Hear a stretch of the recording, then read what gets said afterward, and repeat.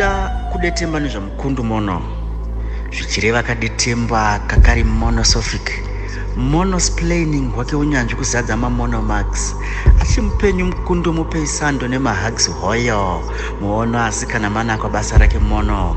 Ona imonolicious, gitare rake riri delicious, zvemagitare kuzora pachingwa kunge jemu.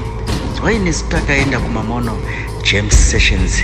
Monologue akatangwa magitare kuti neanalog is world of creativity kupisa seti chipo chiri titi tingatoiti monosphere. Monolized chava chito chokuita monolized totoziva zvakaendwa. Takati deya tingaregi unyanzvi huchipoya nomumateya, saka tirimo mamonocast. Ipapo dziripo anthropology, sociology asi zvidzidzo zvake imonology, kana psychology dzake nephilosophy dzineka monosophy.